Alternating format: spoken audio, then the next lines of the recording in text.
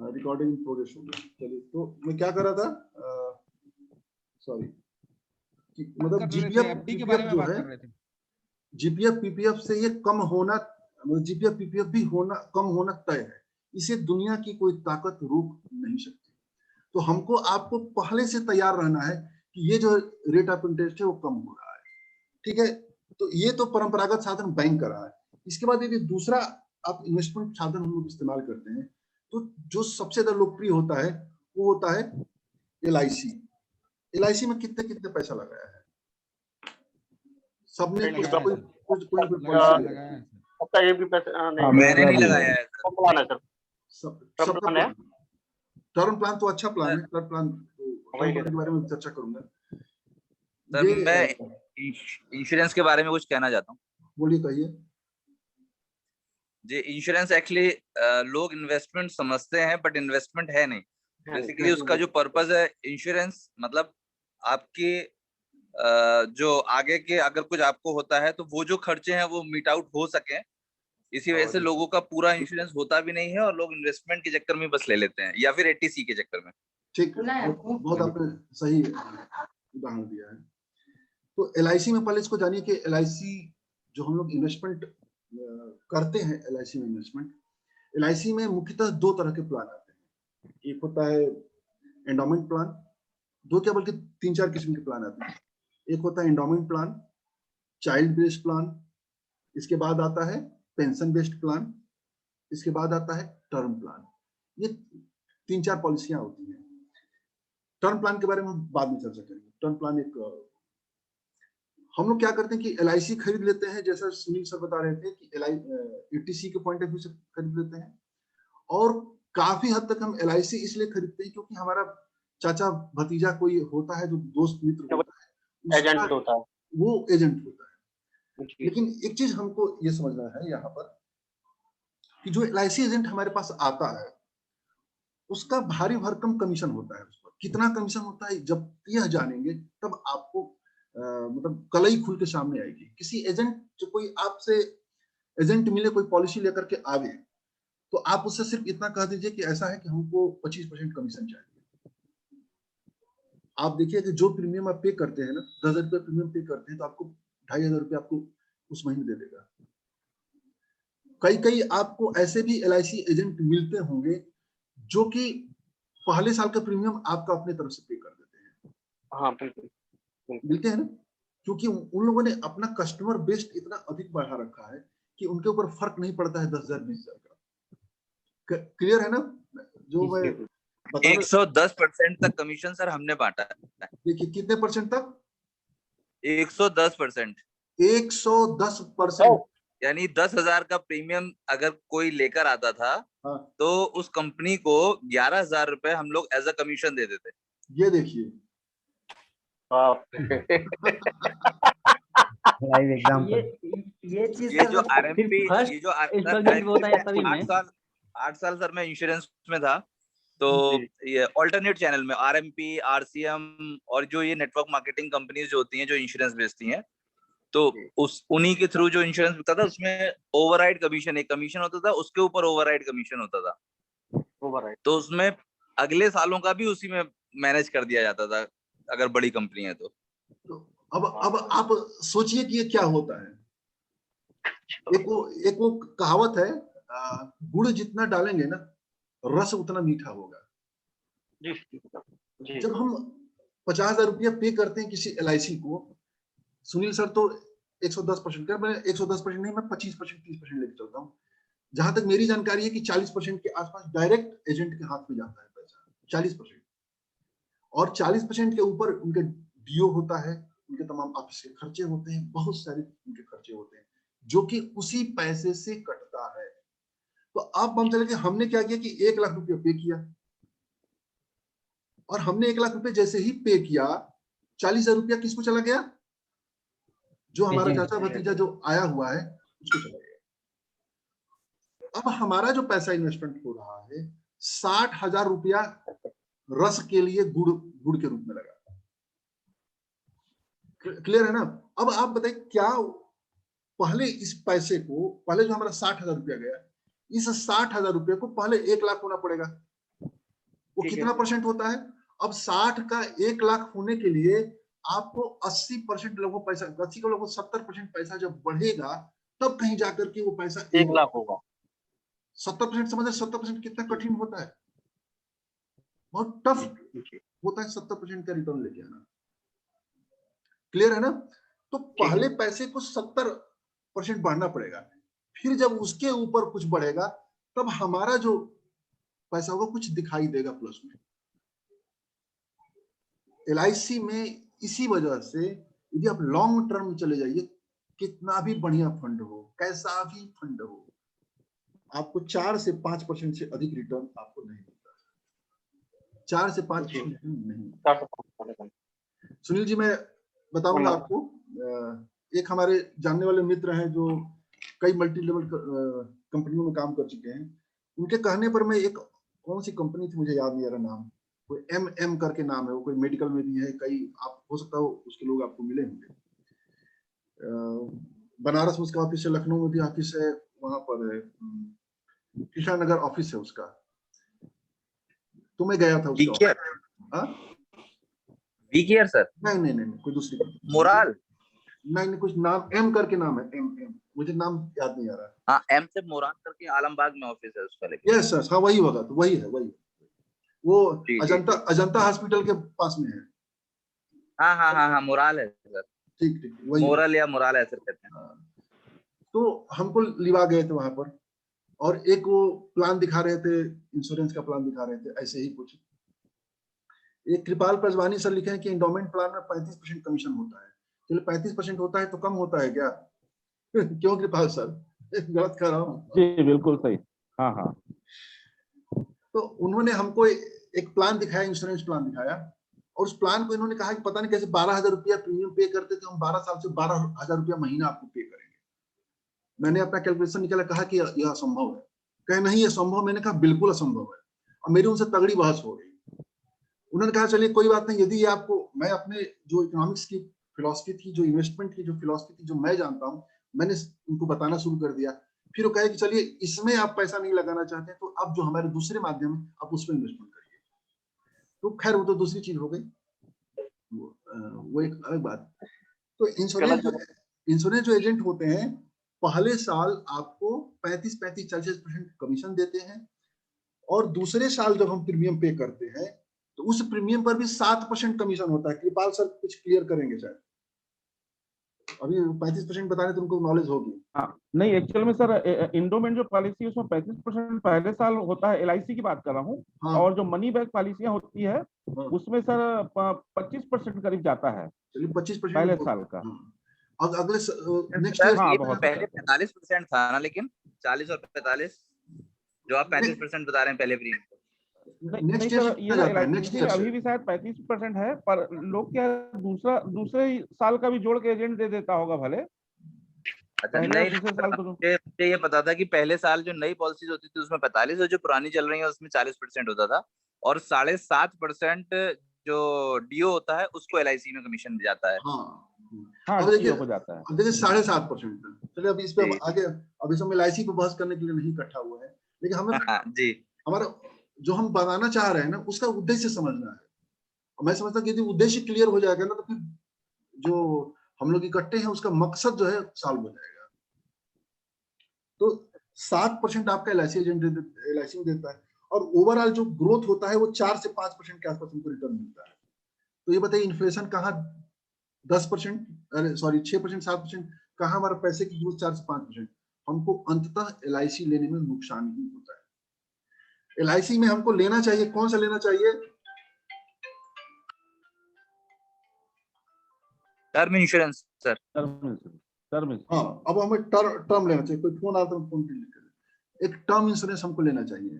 अब टर्म कितना लेना चाहिए, सबसे पहले उस पे हम आएंगे कि टर्म क्या होता है।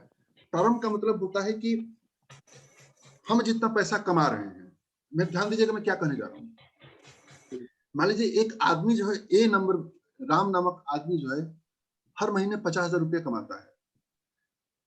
तो इंश्योरेंस यह कहता है, पहले इंश्योरेंस की उत्पत्ति से पहले इंश्योरेंस को समझ लेते हैं कि इंश्योरेंस की उत्पत्ति कैसे हुई, इंश्योरेंस कहाँ से उत्पन्न हुआ। बोले ओहो सॉरी पूरा फोन उठा बात करूं।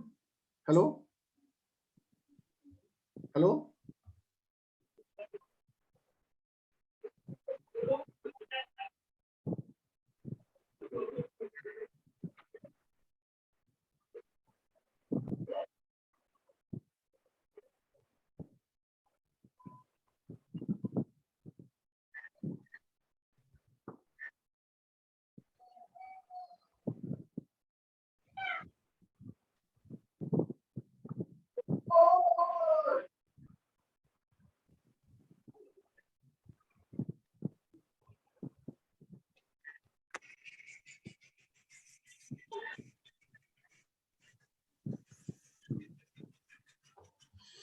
जी, तो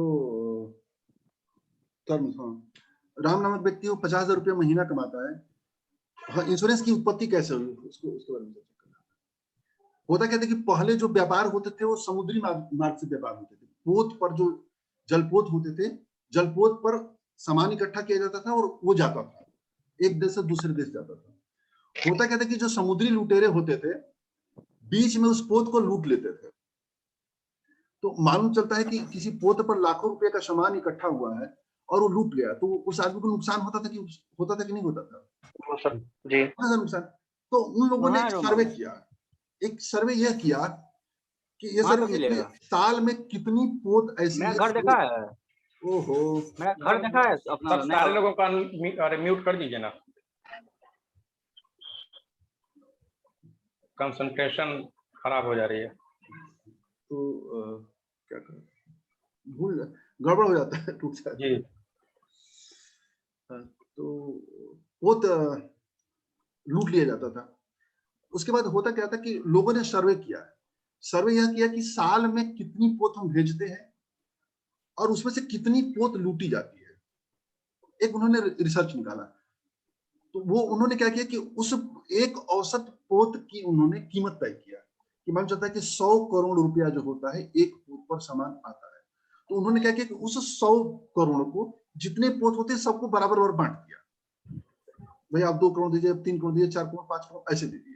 तो होता क्या कि सब लोगों के पास पैसा इकट्ठा होता था, सब लोग देते थे, पैसा इकट्ठा होता था। जो पोत लूटा जाता था उस पोत को जो पैसा इकट्ठा होता था उस पैसे को दे दिया जाता था। तो होता क्या रिस्क जो होता था वो एवरेज हो जाता था।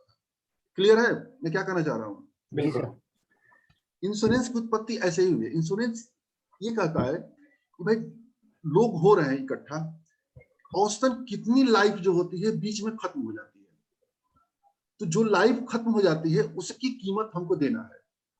तो लाइफ की कीमत कितनी होती है कि एक यदि व्यक्ति महीने का 50,000 रुपया कमाता है तो इंश्योरेंस यह कहता है कि यदि उस परिवार को 50,000 रुपया पर मंथ मिलता रहे तो वो जो परिवार होगा पैसे की कमी का एहसास नहीं करेगा। तो हमारे विचार से एक आदमी को कम से कम उतना इंश्योरेंस लेना चाहिए जितना कि उसको 50,000 रुपया पर मंथ मिलता है। तो जैसे एक छोटा सा कैलकुलेशन करते हैं, आप लोग इसको कागज पे लिए हुए कीजिए कि यदि 50,000 रुपया पर मंथ चाहिए तो 12 महीने में कितना चाहिए? साल भर में लगभग 6 लाख रुपया चाहिए। अब इस 6 लाख रुपए को हम या तो हम कोई मकान बना दे जहां से रेंट 6 लाख रुपया आवे, उस परिवार का खर्चा चलता रहे, या कुछ ऐसी चीज संपत्ति तय कर दे जहां से 6 लाख रुपया पर मंथ आता रहे। यदि नहीं, हम मान लेते हैं कि चलिए एफडी कर देते हैं, पूरे पैसे को हम एफडी कर दें और उसका ब्याज जो है 6 लाख रुपया हमको आ जाए। तो हम कितना पैसा इन्वेस्टमेंट करें बैंक में कि हमको 6 लाख रुपया सालाना मिले। अब आप इसको एफडी करिए, एफडी 8%, एफडी 8% 8% होगा 90 लाख के करीब सर। 90 लाख। तो आज की डेट में एक 50,000 रुपया कमाने वाले की जो टर्म इंश्योरेंस की पॉलिसी होगी वो 90 लाख रुपया होना चाहिए। आप लोग तय करिए कि किसके पास कितना इंश्योरेंस है किसी के पास? सर 1 करोड़ का है मेरे पास। चलिए आपके पास, मेरे पास भी 1 करोड़ का। और किसके पास है? मेरे पास 50 का है सर। चलिए बहुत अच्छी बात है। और मेरे पास 30-35 का है। 50 का मेरे पास है। सर मेरे पास PLI है लेकिन समझ नहीं मुझे क्या कितना का है वो। बंद कर दीजिए, बंद कर दीजिए। देखो एसी वाला है, पोस्ट ऑफिस वाला है PLI। उसको बंद कर नहीं सर, दीजिए। मेरे पापा सर RMS में है ना, डिपार्टमेंट ऑफ पोस्ट में, रेलवे बंद मिल कर दीजिए, सर्विस में, बंद कर दीजिए, बंद कर दीजिए। वही Excuse me, करवाए हैं sir. सब उसको। चलिए आगे अब बात करते हैं। टर्म इंश्योरेंस क्लियर हो गया। जी। अब अगला जो पॉइंट होता है, उस इन्फ्लेशन को कम करने के लिए दूसरा जगह होता है, वो होगा, एक मिनट, वो उसका वो कर दो, ब्लूटूथ हटा दो। ब्लूटूथ कहाँ गया?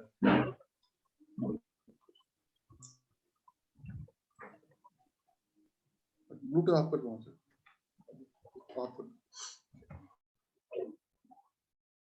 हाँ,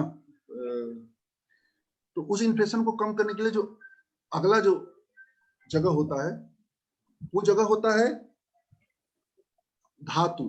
धातु यानी कि मेटल। मेटल में पैसा हम लगाते हैं। इतनी बंद हो गया।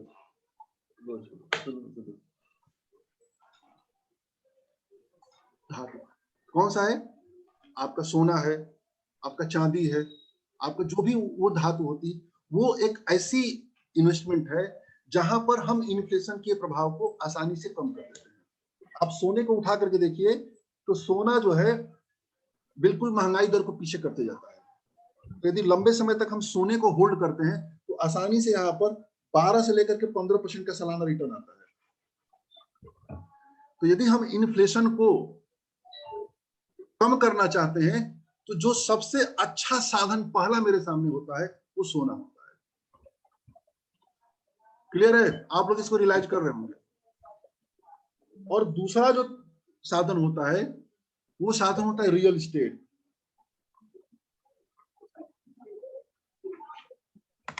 लेकिन अब रियल एस्टेट के बारे में थोड़ा सा हमको इस बारे में मैं डिटेल चर्चा करूंगा। मैं यदि हमको फेसबुक पे आप लोग फॉलो करते होंगे और लोग फेसबुक पे देखते होंगे, मैं नियमित रूप से लिखता हूं कि रियल एस्टेट में वो रिटर्न नहीं मिलता है जो स्टॉक मार्केट में रिटर्न मिलता है। लेकिन वहां पर होता क्या है कि रियल एस्टेट में हम पैसे ज्यादा लगाते हैं, इसलिए आपको वहां पर लगता है कि पैसे हमको ज्यादा मिल रहे हैं। ज्यादा मिलता नहीं है। आप उठा करके देख लीजिए। अभी मैं पिछले हफ्ते की बात कर रहा हूं, एक हमारे दोस्त हैं, इस मीटिंग में नहीं है, इसमें उन्होंने एक जमीन लिया था, लगभग 7 लाख की जमीन लिया था कब? 2003 में। 7 लाख नहीं, शायद 5 के नीचे था। और उन्होंने उस जमीन को पिछले साल निकाला, और पिछले साल निकाला तो कितना उसका मिला? उसको मिला उनको 35 की 36 लाख मिला है। 36 लाख मिला है। 5 लाख लगा के उन्होंने 36 साल कमाया 17 सालों में। कितना गुना हुआ? 5 गुना, 6 गुना बोले। सुनील सर कुछ कहना चाह रहे हैं? जी सुनील सर, बात पूरी कर लीजिए, फिर मैं उसी का फिर एक एग्जांपल मैं अपना भी दूंगा सर। हाँ दीजिए। मैंने भी एक छोटा सा इन्वेस्टमेंट किया था जी। हाँ बोलूं सर मैं? हाँ बोलिए बोलिए। हाँ बोलिए। सर मैंने भी एक छोटा सा इन्वेस्टमेंट किया था प्रॉपर्टी में। हाँ। तो उसकी किस्त है 12,000 रुपए, और मैंने करीब 7 लाख रुपए उसमें एडवांस दिया था, मतलब शुरुआत में दिया था मैंने।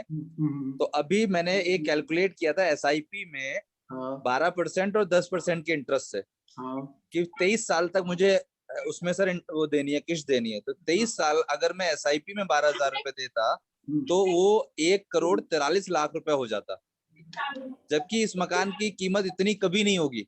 मतलब 23 साल अगर मैं SIP, और वो जो 7 लाख रुपए दिया है मैंने, वो 1,43,00,000 में ऐड भी नहीं है। मतलब कितना ज्यादा बढ़ गया केवल SIP से।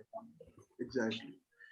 जो धैर्य, जो पैसा हम रियल एस्टेट में लगाते हैं, उस पैसे को स्टॉक मार्केट में लगा करके इंतजार किया, मैं बताऊंगा इसके आगे चल करके। जो रिटर्न यहाँ पर मिलता है वो रिटर्न आपके जमीन जायदाद में नहीं मिलता है। मैं एक एग्जांपल दूंगा, आप लोग गूगल करिएगा तो आपको मिल जाएगा कि गूगल में आप करिएगा CRISIL share story of Rakesh Jhunjhunwala RJ। उन्होंने क्या किया था कि मुझे पता है, सुना था इस बारे में। 4 करोड़ रुपए का, जो भी पैसा मुझे ठीक से याद नहीं है सर, 13 करोड़ रुपए थे। 13 करोड़। देखिए 13 करोड़ रुपया उन्होंने क्या किया कि शेयर बेच करके क्रिसिल का उन्होंने एक फ्लैट खरीदा मुंबई में, प्राइम लोकेशन। और 10 या 12 साल जो भी समय होगा सर्च करके देख लीजिएगा। 17 साल था सर। 17 साल। उसकी कीमत जो है आज के डेट में 27 या 28 करोड़ है। और क्रिसिल की जानते हैं कीमत, जो यदि वो शेयर होल्ड किए होते तो कितनी होती? 2700 करोड़ होती। अब सोचिए उसका डिविडेंड सर 100 करोड़ रुपए था लगभग। आप देखिए, कल्पना नहीं कर सकते हैं इक्विटी कितना तेजी से भागता है। जमीन जो रियल एस्टेट है एक ट्रैप है, एक जाल है जो हमारे चारों तरफ बुना गया है। हम लोग इसको समझते हैं, हम लोग परंपरागत है, हम लोग यूपी बिहार वाले हैं ना, यूपी बिहार और हिंदी बेल्ट, ये पूरा का पूरा जो होता है ना पैसे को लेकर के बिल्कुल कुंद होता है। वो कुछ भी नहीं जानता है, कुछ भी नहीं सीखना चाहता है, कुछ भी जानना नहीं चाहता। उसको बना बना एक तरीका बता दिया गया है, वो जाता है उसमें तरीके में इन्वेस्टमेंट कर देता है। एक टाइम स्मार्ट होने का है, हमको आपको स्मार्ट होना है, अच्छे से उसको अलग तरीके से सोचना समझना है। क्लियर है ना भाई जो मैं बताना चाह रहा हूँ? और रियल एस्टेट में आप जितने जितने भी पैसा लगाया है रियल एस्टेट में, आप लोग उसके ग्रोथ को देख लीजिए, आप लोग महसूस करेंगे कि हमने एक गलती किया है। रियल एस्टेट में सिर्फ रहने के लिए खरीदिए, इन्वेस्टमेंट के पॉइंट ऑफ व्यू से रियल एस्टेट मत खरीदिए। यदि खरीदना भी है तो फिर कमर्शियल खरीदिए। कमर्शियल के रेट ज्यादा तेजी से बढ़ते हैं बनिस्पत आवासीय के। क्लियर? मेरा प्रश्न जो मैंने बताना चाहता था वो क्लियर है? बोलिए भाई। यस सर, बिल्कुल सर, बिल्कुल सर, बिल्कुल क्लियर है सर। क्लियर है सर, बिल्कुल क्लियर है। मतलब कुछ लाभदायक इंफॉर्मेशन मिल रही है कि नहीं मिल रही है? बहुत ज्यादा। अरे जबरदस्त हाँ, सर। बहुत अच्छा भी लग रहा है। कौस्तुभ सर से मैं पूछूंगा, एचडीएफसी के मास्टर आदमी है सर। हाँ कौस्तुभ सर जी बताइए, गुड मॉर्निंग, कैसे हैं? गुड मॉर्निंग सर, बढ़िया बढ़िया, आप कैसे हैं? बहुत बढ़िया, आप तो बिल्कुल मास्टर आदमी स्टॉक मार्केट पूरा सेशन शुरू से मैं सुन रहा हूँ, बहुत अच्छा लग रहा है मुझे। नहीं तो ये तो नए लोगों के लिए था, आप तो पुराने मास्टर आदमी हैं, क्या आपको कुछ एक्स्ट्रा जानकारी? अरे कोई बात नहीं, जहाँ सुना जाए, जब से अच्छी चीज सुनी जाए तभी अच्छा है, और ऐड होता रहेगा। तो एक उदाहरण मैं ऐड करना चाहूंगा इक्विटी का सर। जी जी जी 2003-04 के आसपास में मेरे एक मित्र ने मेरा एक डीमैट अकाउंट खोला था। मैं शेयर के बारे में उस समय नहीं जानता था। 10,500 से किसी कंपनी में इन्वेस्ट किया था, और गलती से मैंने जो है 200 शेयर भारत रसायन खरीदे थे 30-35 रुपए में, और जो है बाकी सब मैंने बेच लिए थे वहीं कहीं। और एक शेयर मेरा गलती से छूट गया था, जो उसकी जानकारी मुझे नहीं थी। और अभी 1 साल 1.5 साल पहले जब भारत रसायन करीब 7-8 हजार के आसपास चल रहा था, मेरे पास NSDL से मेल आई एक, उसमें जो है कंसोलिडेटेड मेल आई, जिसमें जो है सारी कंपनियों के म्यूचुअल फंड और शेयर सब कुछ उसमें इंक्लूडेड था। तो मुझे पता चला कि भारत रसायन का एक शेयर मेरे पास पड़ा हुआ है। तो हालांकि उसमें डीमैट के चार्जेस भी हो गए हैं 3-4 हजार के, लेकिन आज की डेट में वो शेयर 15 हजार के करीब हो गया है, 13,200 के आसपास में भी चल रहा है इस समय। चलिए मैं भी, कहानियां लंबी चौड़ी है, मैं छोटे छोटे उदाहरण देना चाहूंगी कि एक सिपाही थे, मेरे साथ ही रहते थे, उनको उनके किसी दोस्त को 4 लाख रुपया कहीं से मिला था, एरियर फीरियर टाइप का कहीं से। एरियर समझ रहे हैं, जो पीछे का पेमेंट बकाया होता है तो मिलता है। हाँ। उन्होंने उस सिपाही से पूछा कि जो हमारे करीबी सिपाही थे कि भाई हमको पैसा मिला, हम क्या करें? उन्होंने हमसे पूछा। उस समय टीवीएस का शेयर जो था ना 25 रुपए 30 रुपए चला करता था, टीवीएस मोटर्स का। मैंने उनसे कहा कि आप टीवीएस का शेयर उनको लेने को कर दीजिए, और वो कहे क्या करना पड़ेगा।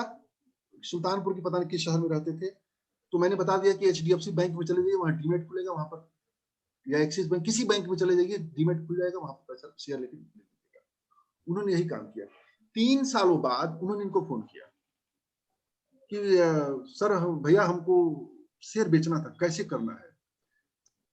तो उन्होंने कहा कि ऐसा करके बैंक में चले जाइए, बता दिया वो शेयर बेचना है। वो बैंक में गए दूसरे दिन बेचने के लिए, और वहीं से फोन किया कि भैया हम तो लखपति से ऊपर हो गए।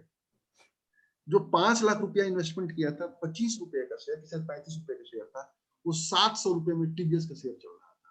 आप सोचिए क्या स्थिति होगी।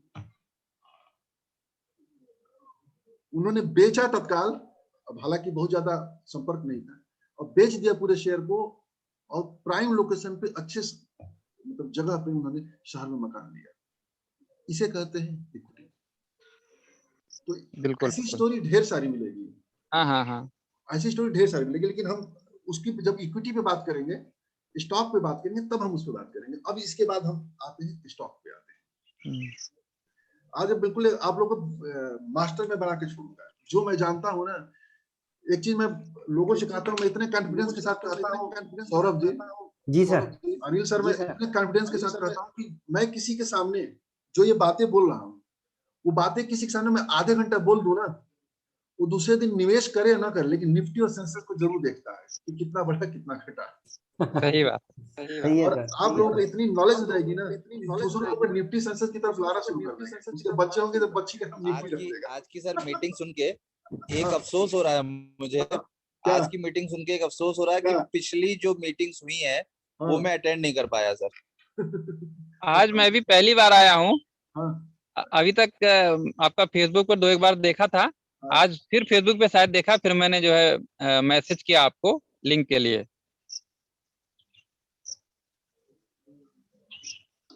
जी सर, मैं बड़ा सौभाग्य है मेरा। और आगे चलता हूँ। फिर अब हम आते हैं स्टॉक पे। जो अंतिम जगह है जहां पर हम इन्फ्लेशन को बड़े अंतर से गैप करते हैं, वो जगह है स्टॉक मार्केट। स्टॉक मार्केट से बढ़िया जगह कुछ भी नहीं है, कोई जगह नहीं है। मैं थोड़ा सा एक मोटिवेशनल कहानी शेयर करूंगा। कहानी कहूंगा तो आप लोग उसको आसानी से कनेक्ट कर सकते हैं। उसको मैं जो बताने जा रहा हूँ कि एक आदमी का सपना था तो क्रूज पर जाए। क्रूज समझ रहे हैं ना? जी सर। क्रूज पर छुट्टियां बिताए, लेकिन उसकी इतनी औकात नहीं थी, इतना पैसा नहीं था उसके पास कि क्रूज पर जाए। खैर किसी तरीके से उसने पैसा इकट्ठा किया और क्रूज पर गया। 1 हफ्ते घूमा, सेल्फी वेल्फी जितना जितना सब लेना था वो सब लिया, सब पूरा एंजॉय किया। जब उसका पैकेज समाप्त हो गया, क्रूज जब वापस आई, जब लोग उतरने लगे तो क्रूज मेंबर्स उसको देख के आश्चर्यचकित हो गए। अरे आप थे कहाँ इतने दिनों तक? का यही क्रूज पर था, लेकिन आप किसी भी इवेंट में नहीं दिखे। न आप लंच पे दिखे, न डिनर में दिखे, न पार्टी में दिखे। कोई भी गैदरिंग हो रही थी, उस गैदरिंग में आप दिखाई नहीं दिए। आप रहते कहाँ थे? उसने कहा कि देखो भैया, हमारा सपना था कि मैं क्रूज पर आऊं, मैंने किसी तरह पैसे का जुगाड़ किया, ठीक है ना? तो खाने पीने का खर्चा मेरे पास नहीं था, उसके लिए पैसे में नहीं थे मेरे पास, इसलिए मैं खाने पीने का जो खर्चा था, पार्टी सार्टी जो भी आप लोग किए थे, उसका खर्चा, मतलब खाने पीने का जो सामान था, मैं पहले ही घर से पोटली में बांध के लाया था। तो क्रूज वालों ने कहा कि क्या आपको यह पता नहीं था कि जो आपने किराया पे किया है, उस किराए में ये सब चीजें भी सुविधा उपलब्ध थी? उसने सर पीटा, अरे ये तो मुझे पता ही नहीं था, मैंने देखा ही नहीं। जीवन में ऐसी बहुत सारी चीजें हमारे आपके सामने होती है जो भ्रम के कारण, भ्रांति के कारण हम उसको देखते नहीं और वो समझते नहीं कि वो हमारे लिए नहीं है। हम उसके लाभ से वंचित रहते हैं या अपने आप को दूर रखते हैं। स्टॉक मार्केट भी एक ऐसा ही जगह है जहां पर हम देखते नहीं है, भ्रम के कारण, भ्रांति के कारण। और ये ऐसी जगह है, ये ऐसा लाभ है जिसको सभी लोग ले सकते हैं। मेरा कोटेशन है, मैं बार बार इस चीज को कहता हूं कि यदि आप स्टॉक मार्केट के बारे में नहीं जानते हैं तो कोई नुकसान नहीं है, लेकिन आप एक बड़े लाभ से वंचित हैं। ध्यान दीजिएगा, एक बड़े लाभ से आप वंचित हैं। 3 चीजें होती हैं: profit, loss, loss of profit. पिछली बार भी मैंने बताया था ना? Profit, loss, loss of profit. Profit मतलब क्या? कि हमने 1 लाख रुपया कहीं लगाया, वो 1,20,000 मिल गया, दैट इसका मतलब यह है कि वो 20,000 रुपये का हमको फायदा हुआ। 1 लाख रुपया हमने लगाया, 80,000 मिल रहा है, मतलब 20,000 रुपये का नुकसान हो गया। 1 लाख रुपया हम लगाया, हमको 1,40,000 रुपया मिल रहा है। हमें 1,40,000 मिल सकता है, लेकिन हम क्या कर रहे हैं कि भ्रांति कारण 1,20,000 वाले में अटके हुए हैं। तो वो जो 1,40,000 और 1,20,000 का जो गैप है, 20,000, वो लॉस ऑफ प्रॉफिट है। यदि आप स्टॉक मार्केट में नहीं है तो आपको लॉस ऑफ प्रॉफिट हो रहा है, हर हाल में लॉस ऑफ प्रॉफिट हो रहा है। तो आपको यदि स्टॉक मार्केट में आना पड़ेगा, मतलब इन्फ्लेशन को दबाना है, लंबे अंतर से गैप से दूर करना है, तो आपको स्टॉक मार्केट में आना ही पड़ेगा। अब कैसे? अब आते हैं लोग स्टॉक मार्केट में, जैसे ही नाम सुनते हैं कांपते हैं, कहते हैं ये जुआ है। देखिए भ्रम क्या है, जुआ है, सट्टेबाजी है, पैसे वालों का गेम है, गरीब लोगों का गेम नहीं, हमारे लिए नहीं, यही सब तो कहते हैं। मुझे कुछ नहीं आता, यही तो चीजें कहते हैं लोग। हमसे बहुत सारे लोग ऐसे एग्जांपल मेरे साथ हुआ है। हाँ, मुझे बहुत सारे लोग ऐसे कहते हैं। मैं कहता हूँ अभी कल ग्रुप में पता नहीं कौन कह रहा था कि विनीत जैन थे, पता नहीं इसमें है कि नहीं है। क्या विनीत जैन? विनीत जैन था, क्या नाम था उनका? हाँ विनीत जैन नाम था सर, पर अभी नहीं है वो लग रहा है। नहीं ना? हाँ नहीं है अभी। अब नहीं है तो उनको तो डर लगेगा ही ना। जब सीखने के लिए, जानने के लिए अब जब समय नहीं देंगे तो फिर कैसे होगा? हमें अपने में भी इन्वेस्टमेंट करना है, हमको अपने को भी सीखना है। जब तक हम नहीं सीखेंगे तब तक कुछ नहीं मिलेगा। तो सीखना पड़ेगा, जानना पड़ेगा। तो होता क्या है कि भ्रम और भ्रांति के कारण हम जुआ है, ये है, फलाना है, ठिमाका है, पता नहीं क्या क्या करके हम लोग उसको त्याग देते हैं। लेकिन हम त्यागे रहते हैं, लेकिन हम उसके प्रभाव से बच नहीं रहते हैं। लोग सोचते, बहुत सारे लोग ऐसे मिलते होंगे आप लोगों के सामने, कहते हैं अरे यार हमें शेयर मार्केट में नहीं पैसा लगाता, हमें कुछ नहीं लेना देना। आप लोग से मिलते होंगे, ये दूसरे लोगों का काम है, कहते होंगे कि इन्फ्लेशन से हमसे क्या लेना देना, मुद्रास्फीति से क्या लेना देना, हम शेयर मार्केट में नहीं है। लोग कहते हैं कि नहीं कहते। लेकिन इससे बचना ये वैसे ही है जैसे शुतुरमुर्गी सोच है। शुतुरमुर्गी सोच क्या होती है? शुतुरमुर्ग को जब शिकारी पीछा करता है तो शुतुरमुर्ग क्या करता है कि गड्ढे में अपने मुंह को ढका लेता है और वो ये सोचता है कि हम बच गए। शुतुरमुर्गी सोच के बारे में आप लोगों ने पढ़ा होगा ना? जी जी बिल्कुल। वो सोचता है कि हम बच गए हैं, लेकिन अब जबकि पूरा शरीर उसका दिख रहा होता है। हम स्टॉक मार्केट में हैं या स्टॉक मार्केट में नहीं है, ये ऐसी तलवार है जो सब पर गिर रही है। बेहतर होगा कि हम कोई म्यान पकड़ लें, बेहतर होगा कि कुछ सीख लें हम उसके बारे में। तो हम हैं या नहीं है वो हमको आपको प्रभावित करना है। तो हम अब शेयर मार्केट में जानते हैं तो उसके शेयर मार्केट के भी दो तरीके होते हैं प्रवेश करने के। एक होते हैं डायरेक्ट, एक होते हैं इनडायरेक्ट। दो तरीके से मार्केट में प्रवेश करते हैं, एक होता है डायरेक्ट और दूसरा होता है इनडायरेक्ट। अब डायरेक्ट में क्या होता है?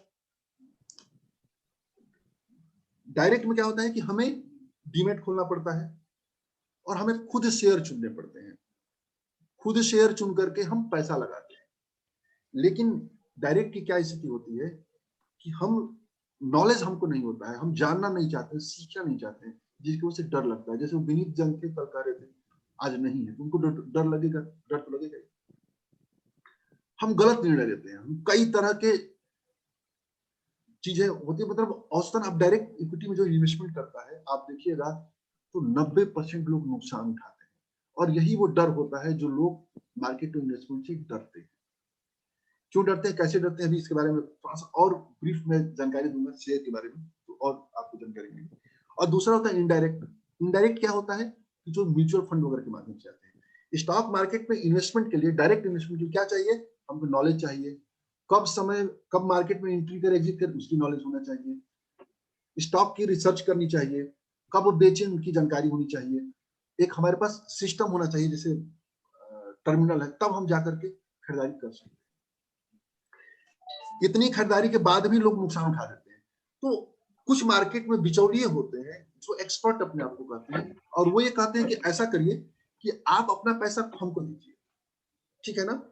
हम मार्केट का एक्सपर्टीज लेंगे, हमारा फुल टाइम काम यही होगा, जितना घाटा फायदा होगा हम आपको दिखाएंगे, पारदर्शिता रखेंगे, जो फायदा होगा, जो वैल्यू होगी हम आपको दे देंगे और बदले में हमको कुछ कमीशन चाहिए, कुछ पैसा चाहिए। तो वो जो काम करते हैं उन काम को कहते हैं म्यूचुअल फंड। Mutual fund. अब आप आइए देश में, भारत में कोई भी प्रोडक्ट उठा लीजिए, कोई भी प्रोडक्ट उठा लीजिए, किसी भी प्रोडक्ट पर कॉस्ट लिखी नहीं रहती है। कोई कॉस्ट लिखी हुई प्रोडक्ट हमको दिखा देंगे तो मैं मान जाऊंगा। कोई भी, चाहे मोबाइल फोन हो, मोबाइल फोन हम खरीदने जाते हैं, इस पे लिख के नहीं आता है कि 20,000 रुपये में बना है, 25,000 में मिल रहा है। हम एक कॉपी खरीदने जाते हैं, इस कॉपी पे भी लिख के नहीं आता है कि 10 रुपये में बना था, 20 रुपये में मिल रहा है। और उसमें भी जो उसमें डीलर, सब डीलर, पता नहीं कितने तरह के जो होते हैं, हमारा होता जाता है, सभी उसमें से कमाते हैं, लेकिन कहीं भी लिख करके नहीं आता है ना? लेकिन स्टॉक मार्केट एक ऐसा जगह है जहां पर लिख करके आता है कि हमारी आपकी लागत क्या है। जो हम फंड पैसा जो इन्वेस्टमेंट करते हैं, आप उस पर देखिए, उसका एक्सपेंस रेशियो लिख करके आता है। जो भी म्यूचुअल फंड उठाइए, और वो कितना होता है, वो म्यूचुअल फंड का जो एक्सपेंस रेशियो होता है मैक्सिमम 2.5% होता है। मैक्सिमम 2.5% होता है। एक तरफ देखिए, LIC जो है बताता नहीं कि हम कितना कमीशन देते हैं, देता कितना है 35% 40%।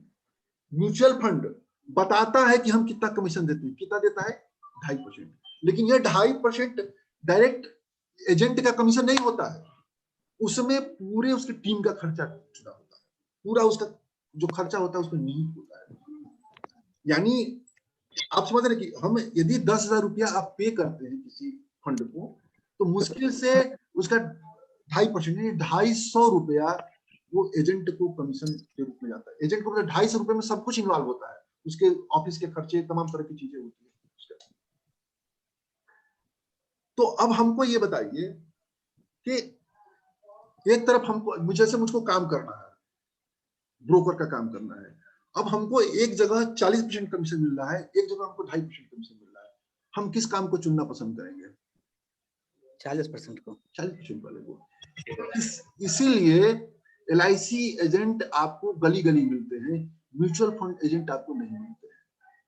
ढूंढते रह जाओगे, खोजोगे तब कहीं जाकर मिलेगा, क्योंकि कमीशन आप कहेंगे कि हमको 1,000 की SIP करना है, और मालूम चलेगा कि वो 10 किलोमीटर दूर है, आपसे 10 किलोमीटर दूर जाकर के एक SIP लेने जाए, उसे उसका पेट्रोल का खर्चा आ जाएगा, तो क्या करेगा? ठीक है ना, जो मैं कहना चाह रहा हूँ वो क्लियर है ना? तो म्यूचुअल फंड का जो खर्चा होता है वो 2.5% के आसपास होता है, और उसमें म्यूचुअल फंड की कई किस्में होती हैं, उसमें सबका अलग अलग खर्चा होता है।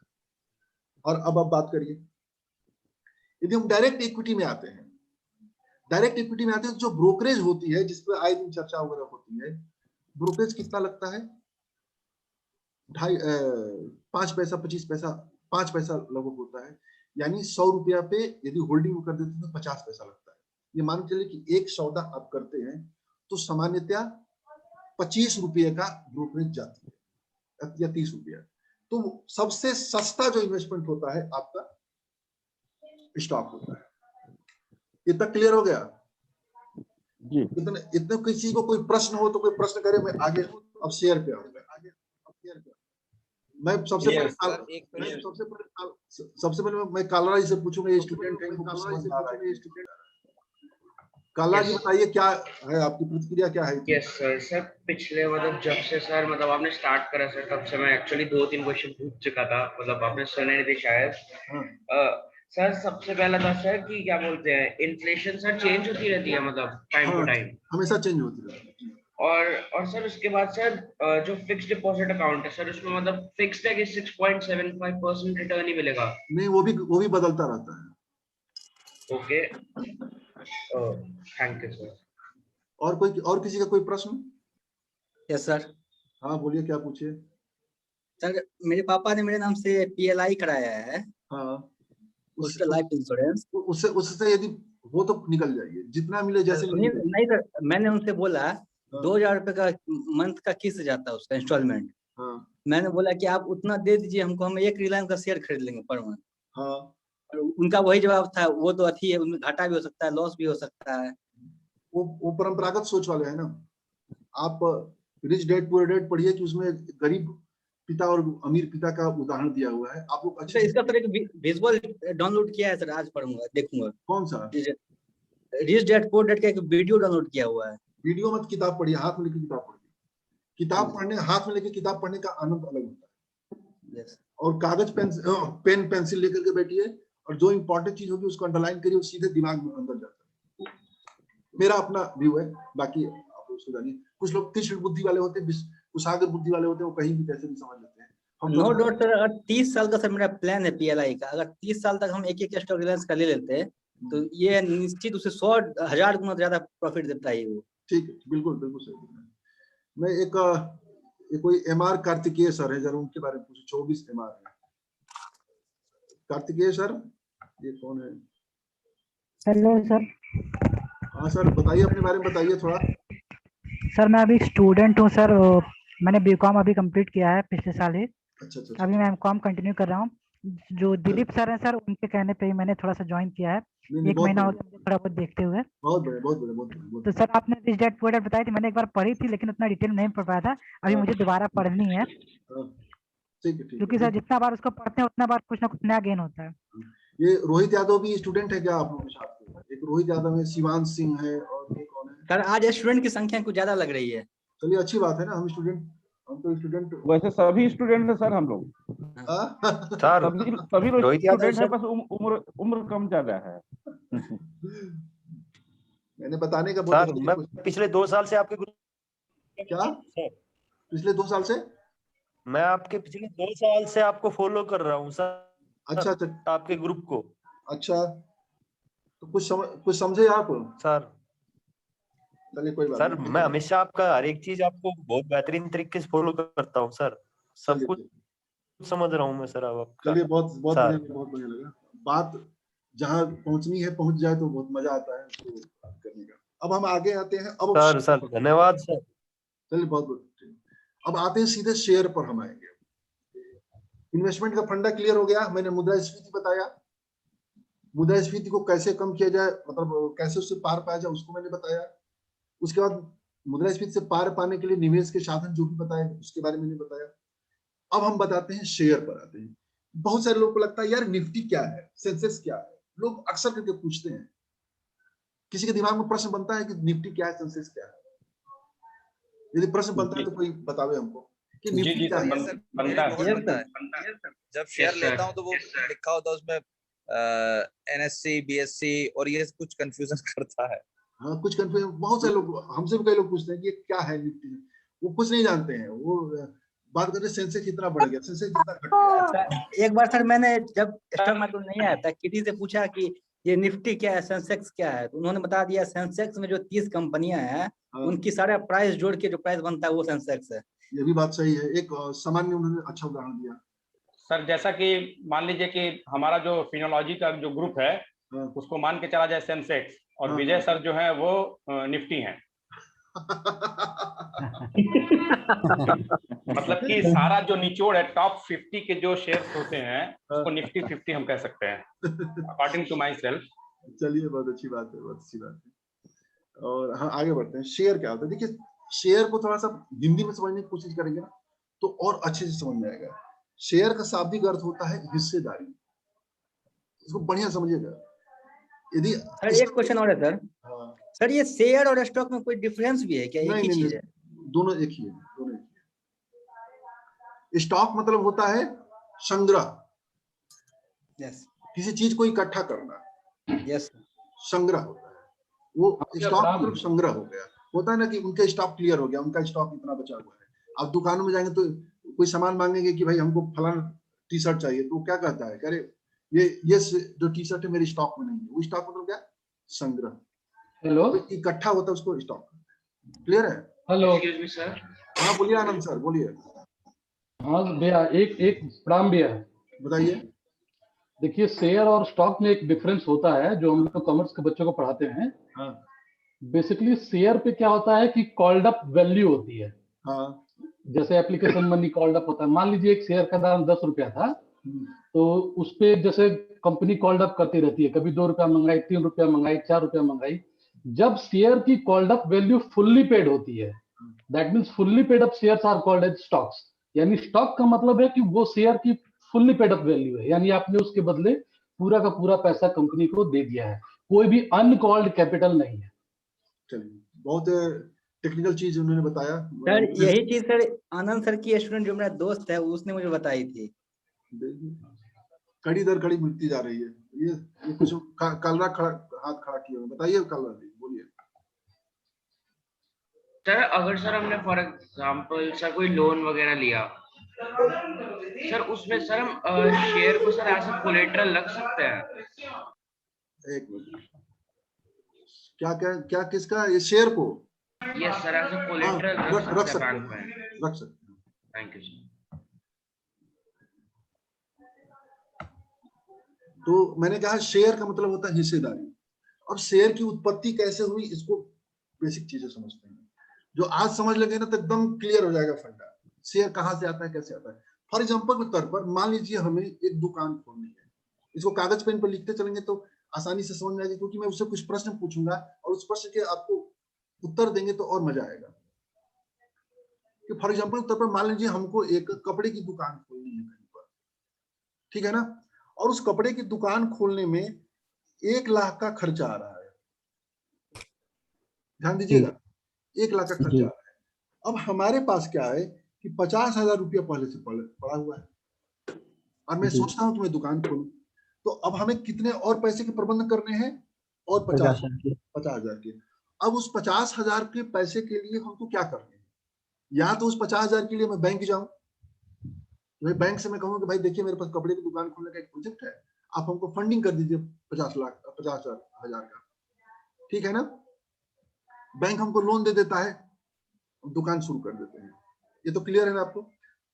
अब हम चलते हैं, दूसरा तरीका क्या होता है कि हम दोस्तों से उधार लेते हैं, दोस्तों से कहते हैं कि भाई ऐसा है कि हमको 50,000 रुपए चाहिए, तुम 10,000 रुपये हमको करके दे दो, चाहे तुम्हारे पास केवल 50,000 हमको दे दो, मैं अगले साल चाहे जो भी जिस समय पर तुमको मैं 60,000 रुपये दे दूंगा, चाहे जैसे भी हो मैं पे कर दूंगा।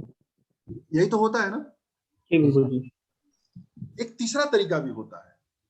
तीसरा तरीका यह होता है कि मैं सामने वाले को ऑफर कर रहा हूँ, ऐसा है कि देखो भाई हम मैं दुकान खोलने जा रहा हूँ, मेरे पास 50,000 रुपया है, तुम्हारे पास जितना पैसा है उतना पैसा हमको दे दो, उस पैसे के बराबर तुम्हारी हिस्सेदारी में दुकान में होगा, पार्टनरशिप, ठीक है ना। जितना हमको फायदा होगा उस फायदे में तुम्हारा जितना शेयर होगा, यानी जितनी हिस्सेदारी होगी, शेयर को हिंदी में समझिए हिस्सेदारी, ठीक है ना, हिस्सेदारी, कि उस फायदे में जितनी हिस्सेदारी होगी मैं उस फायदे का हिस्सा तुमको दे दूंगा। वो क्या हो गया, वो एग्री हो गया कि yes I want to invest. वो क्या करता है, उसने क्या किया कि आपको कुछ पैसे दे दिए, 10,000 रुपये उसने दे दिया। आपने क्या किया कि उस 10,000 को 5 दोस्तों से ले लिया और 5 दोस्तों को आपने उस कंपनी में अपनी दुकान में हिस्सेदारी 10,000 रुपये के बराबर दे दिया। तो वो जो 5 आपके दोस्त हो गए वो शेयर धारक हो गए, वो क्या हो गए, वो आपके हिस्सेदार हो गए। लेकिन अब थोड़ा सा और इससे हम आगे जाते हैं।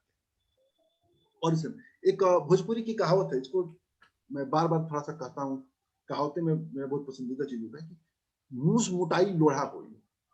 मूस जो चूहा होता है ना, मोटा होता, कितना भी मोटा होगा तो लोढ़ा होगा। आप लोग इसको रियलाइज करते होंगे, रहमान जी हंस रहे हैं क्योंकि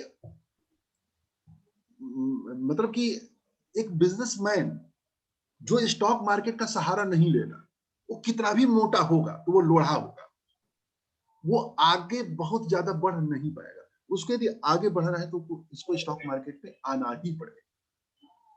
तो क्या करना है, वो थोड़ा सा उससे और आगे बढ़ता है। वो क्या करता है कि भाई देखिए हमारे पास 50,000 रुपया है, वो दोस्तों के सामने ऑफर नहीं करता है, वो जिसके सामने, सबके सामने ऑफर करता है कि भाई देखिए मैं दुकान खोलने जा रहा हूं, जिसको हमारे यहाँ हमारी दुकान में पैसा लगाना है वो हमारी दुकान में आकर के पैसा लगा सकता है। लेकिन उसकी एक शर्त है। क्या शर्त है कि मेरी एक रसीद होगी, उस रसीद को आपको खरीदना पड़ेगा। एक रसीद की कीमत, जैसे हम लोग गणपति और सरस्वती पूजन का जो चंदा नहीं काटते हैं रसीद, हमने एक रसीद तैयार किया और उस रसीद की जो कीमत होगी, मान चलता है हमने 50 रुपया रख दिया, जिसको अब 50 रुपया हमने रख दिया तो कुल कितने रसीद बन गए, रसीद संख्या 1000 बन गई। 50 रुपए के भाव के 1000 हमने रसीद बना दिया। क्लियर है? कोई कंफ्यूजन तो नहीं है? नहीं भाई सही लगेगा तो बताइएगा, कोई प्रश्न हो, कोई कंफ्यूजन तो पूछिएगा, तभी आएगा, मजा आता है। 1000 हमने बना दिया। अब हमने सामने सबके ऑफर कर दिया कि भाई जिसको जितना पैसा लगाना है, 10,000 रुपए की बात तो नहीं है, आपके 50 रुपया भी है ना, तो आइए हम 50 रुपए के बराबर आपको हिस्सेदारी देंगे, आप हमसे एक रसीद लेके जाइए। अब आप देखिए, जैसे जैसे पैसे की मात्रा कम होती जाती है, वैसे वैसे लोगों की संख्या बढ़ती जाती है। समझ रहे हैं ना कि 50 रुपए, 10,000 रुपए की होल्डिंग वाले जितनी संख्या होगी, उसकी तुलना में 50 रुपए की जो पैसा रखते हैं उनकी संख्या अधिक होगी। तो यहाँ पर लोग पैसा लगाने वाले सिर्फ 1 ही 1000 लोग नहीं आएंगे, वहां पर संख्या बढ़ जाएगी, क्योंकि सस्ता है ना 50 रुपए, तो वहां पर जो संख्या आएगी वो 1000 ना आकर के मालूम चलता है कि 10,000 लोग इकट्ठे हो गए, शेयर हमको चाहिए हमको चाहिए हमको चाहिए, लोग रसीद देने के लिए खड़े हो जाएंगे। होता है कि नहीं होता है? अनिल सर, होता है कि नहीं होता है? बिल्कुल सर। हाँ बिल्कुल सर, बिल्कुल सर, बिल्कुल। तो होता क्या है कि 1000 रुपया, सॉरी 1000 संख्या रसीद है और लेने वालों की संख्या 10,000 है। तो अब क्या होगा? जो इकोनॉमिक्स पढ़ा है, कॉमर्स पढ़ा है, वो जानता है डिमांड एंड सप्लाई का रूल होता है कि जब सप्लाई कम होती है, डिमांड बहुत अधिक होता है, तो वो क्या होता है कि कीमत बढ़नी शुरू हो जाती है। अभी जो ऑक्सीजन सिलेंडर बहुत महंगे महंगे मिल रहे थे, वो कौन सा एक रेमडेसिविर जो दवा बहुत महंगी महंगी मिल रही थी, लोग कह रहे थे लालची हो गए, ये हो गए, वो हो गए, पता नहीं क्या क्या लोग कह रहे थे। लोग इकोनॉमिक्स नहीं समझ रहे थे, लोग इकोनॉमिक्स नहीं समझ रहे थे भाई, वो उसका खेल ही नहीं है, वो लालच और भय का कोई खेल ही नहीं है, वो खेल है डिमांड एंड सप्लाई का। मालूम चलता है कि गैस सिलेंडर 100 है, लेने वाले 10,000 लोग लाइन में लगे हैं, वो अपने आप स्वाभाविक है, वो महंगा होना ही होगा, कोई नहीं करेगा उसको। ये प्राइस डिमांड और सप्लाई की जो शक्ति है ना, ये अदृश्य शक्ति, उसको कोई रोक नहीं सकता, कोई देख नहीं सकता। अभी थोड़ी देर पहले मैंने कहा था कि आलू यदि गोरखपुर में 20 रुपया मिल रहा है, लखनऊ में 10 रुपया मिल रहा है, तो वो एक समय बाद बराबर हो ही जाना है। क्यों बराबर हो जाना है? क्योंकि वहां पर डिमांड एंड सप्लाई का वो जो प्राइस पावर वो काम करता है, लोग यहाँ से ले आके आकर के सामान वहां जाएंगे। तो डिमांड जब बढ़ेगी, वो अपने आप जिस सप्लाई उस अनुपात में नहीं होगी, सिलेंडर की भाव बढ़ना ही बढ़ना है। आज के डेट में आप चले जाइए सिलेंडर लेने, चले जाइए, जो सिलेंडर आपको 50-50 रुपए में देते थे, आज मैं समझता हूँ कि वो 1000-1200 रुपए मिल जाएगा सिलेंडर। क्यों मिलेगा? क्योंकि डिमांड भी कम हो गई है, इसके बाद उसकी सप्लाई भी हो गई है। तो जब ये दोनों का बैलेंस बना रहता है, डिमांड और सप्लाई का, तो फेयर वैल्यू तय होती है। फेयर वैल्यू समझ रहे हैं ना, कि जो एक्चुअल कीमत होती है, एक्चुअल कीमत तय होती है। अब आप बात करिए, अभी कुछ दिन पहले चर्चा हो रही थी, ग्रुप में चर्चा हो रही थी कि चीनी की जो कीमत है इंटरनेशनल मार्केट में 3 साल के उच्चतम स्तर पर है, ध्यान दीजिएगा। और नरेश सर ने कहा था ग्रुप में, आपने पढ़ा होगा, कि यही चीनी अगले 2 सालों में देखिए 80 के भाव से मिलेगा। कहा था कि नहीं कहा था? किसको याद है? जी सर। जी बिल्कुल बिल्कुल सर। वो क्यों मिलेगा? शायद 100 रुपए पड़ी थी। वो क्यों मिलेगा? वो मिलना तय है, क्यों मिलेगा? पहली चीज, क्यों इंटरनेशनल मार्केट में चीनी महंगी है, तो अब भारत से चीनी निकलना शुरू होगा एक्सपोर्ट के माध्यम से, उस पर जो भी टैक्स वगैरह लगा करके फिर इंटरनेशनल मार्केट में जाएगा। एक तो वो काम होगा। दूसरा काम वो होगा कि जो एथेनॉल बन रहा है, जो एथेनॉल की बेहतर प्राइस उनको दी जा रही है, अब जो कंपनियां होंगी, चीनी मिल की कंपनियां होंगी, वो चीनी उत्पादन की तुलना में एथेनॉल उत्पादन पे ज्यादा जोर देंगी। तो चीनी की क्या होता है कि आपूर्ति सप्लाई कम होगी, तो अपने आप कीमत भागेगा। वो भागना तय है, कोई नहीं रोक सकता, चाहे नरेंद्र मोदी हो, चाहे योगी जी हो, चाहे अखिलेश यादव हो, चाहे कि हम चीनी को 40 रुपए कर लें, कभी कर ही नहीं सकते, कोई नहीं कर सकता।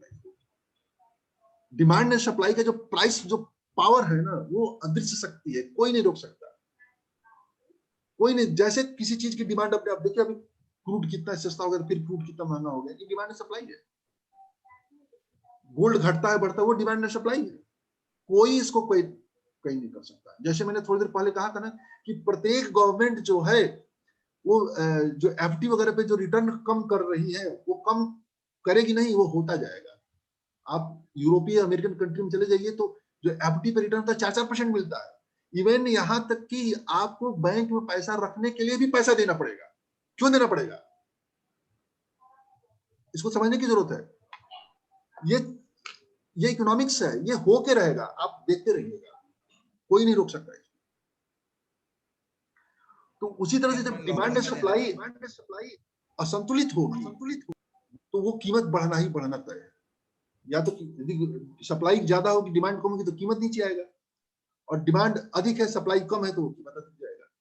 तो जब हमारे रसीद की संख्या 1000 है और लेने वाले लोगों की संख्या हजारों है, 10,000 लोग हैं, तो वो जो रसीद 50 रुपए में हमने जारी किया था, अब डिमांड सप्लाई का तय करेगा। अब हम जो कि जो 50 रुपए का है, वो आपको 100 रुपया, 200 रुपया, 300 रुपये मिलता है। तो जो 50 रुपया है, वो किसी शेयर का फेस वैल्यू है। क्लियर हो गया? जी सर। और जो डिमांड एंड सप्लाई से जो प्राइस तय होता है वो CMP है, करंट मार्केट प्राइस। कुछ कंफ्यूजन दूर हुआ? कोई प्रश्न है? एक बार सर वापस रिपीट कर दो सर, ये शेयर आईडी है। फेस वैल्यू थोड़ा सा एक बार रिपीट कर दीजिएगा सर। फेस वैल्यू मैंने कहा कि जो 50 रुपए की जो रसीद है वो फेस वैल्यू होगी भाई। उस रसीद पर जो गणपति का जो रसीद काटा जाता है, जो हम दुकान की रसीद काटेंगे, वो तो उसकी तो कीमत हम 50 रुपए रखेंगे ना, वो MRP उसकी 50 रुपया होगी। लेकिन डिमांड एंड सप्लाई से, जैसे ऑक्सीजन की कीमत, सिलेंडर की कीमत जो 10,000 रुपए या 2,000 रुपए होकर था 50 रुपए में बिका था, क्यों बिका था? क्योंकि उसकी सप्लाई कम थी, डिमांड बहुत अधिक थी।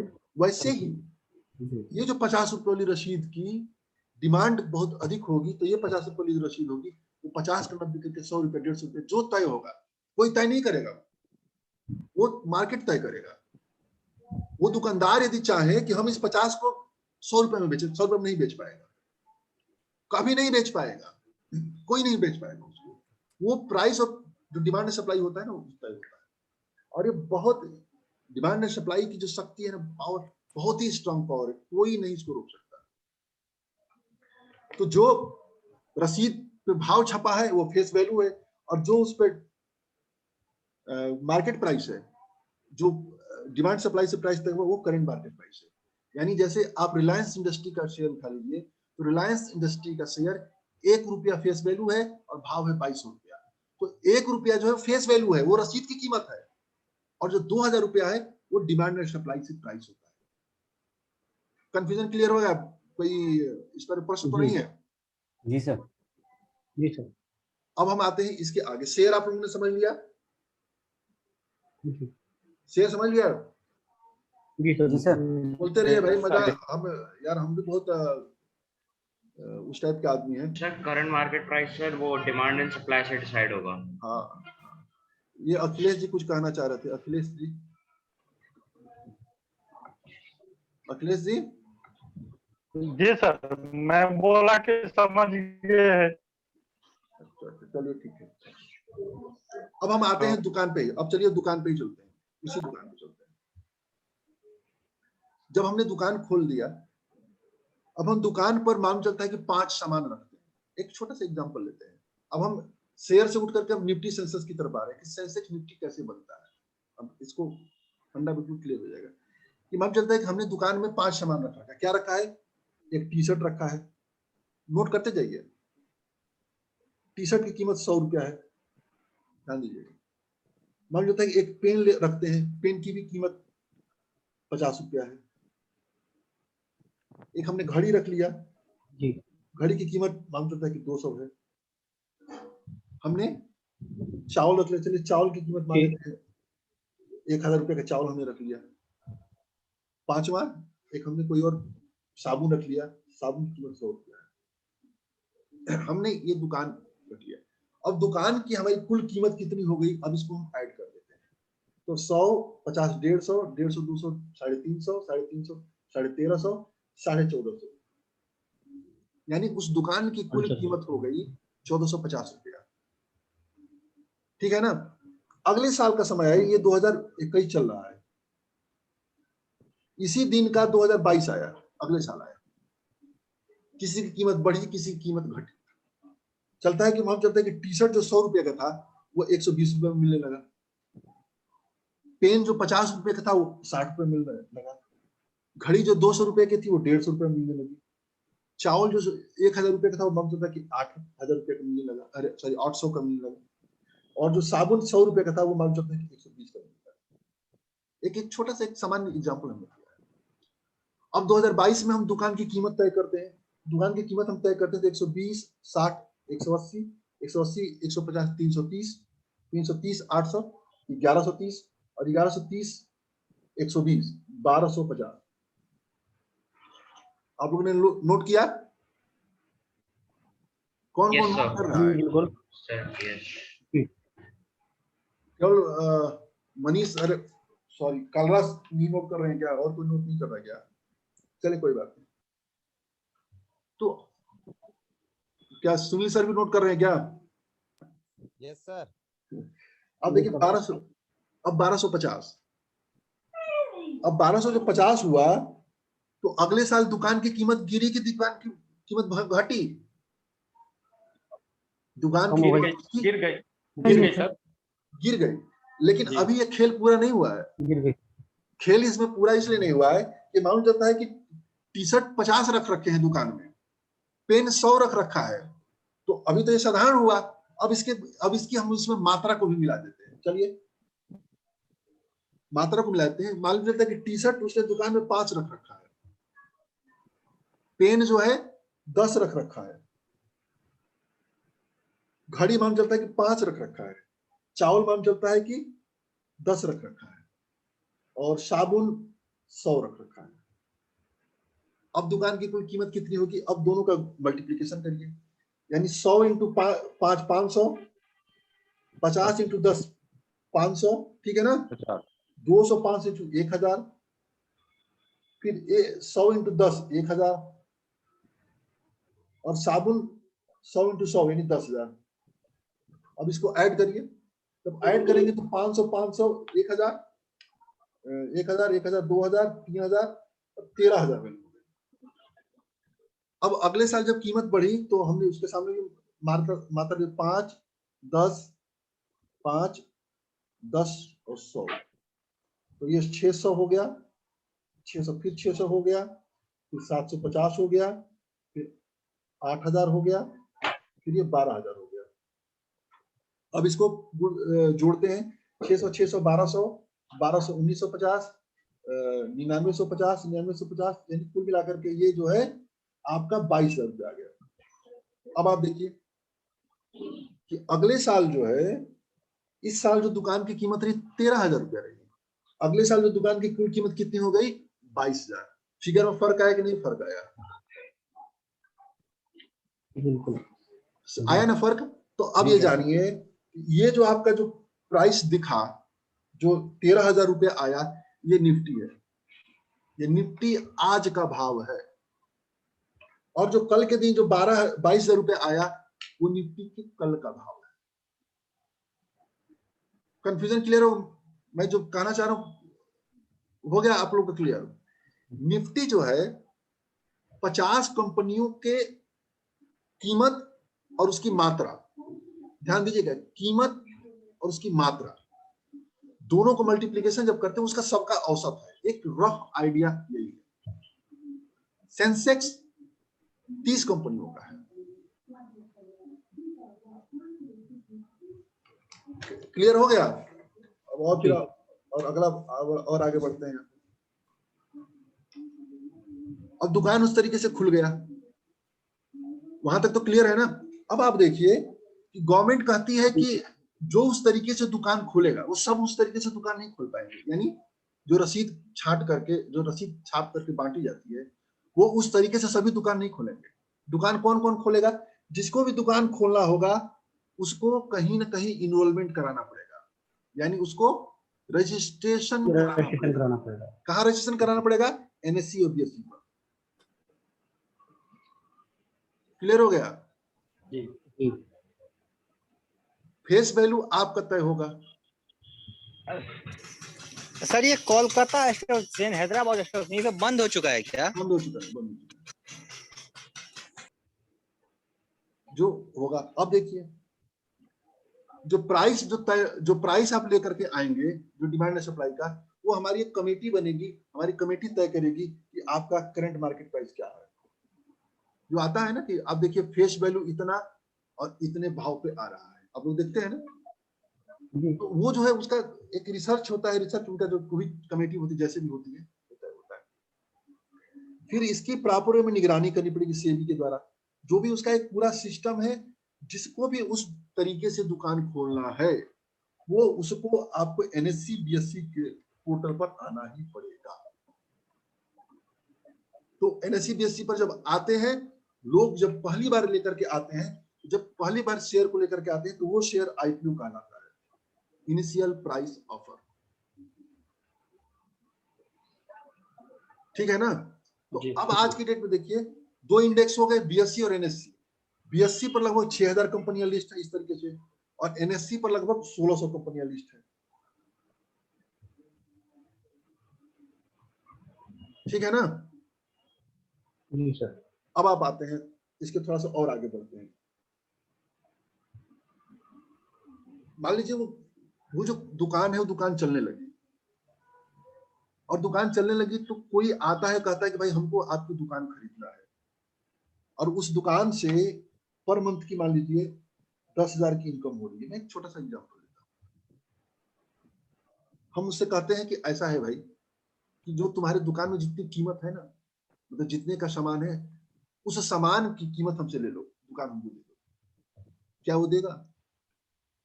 मेरा प्रश्न है, प्रश्न पूछिए, सोचिए कि मैं, चाहे आप आए चाहे मैं, आपने वो दुकान खोला, जैसे किसी जगह पे आपने दुकान खोला था जहां से आपको 50 रुपए की इनकम हो रही है। मैं आता हूँ, मैं कहता हूँ कि ऐसा है भाई, जो तुम्हारे दुकान में 10 लाख रुपए का जो सामान है वो हमसे 10 लाख रुपए ले लो, हमको दुकान दे दो। क्या आप देने को तैयार होंगे? नहीं सर। क्यों? सर हम प्रॉफिट हो रहा है। हाँ, मतलब सर हमारे पास भी इनकम हो रही है 50,000 की। तो देखिए, ये जो तय होता है, जो जो कीमत वो मांगेगा, वो कीमत मार्केट कैपिटल होता है।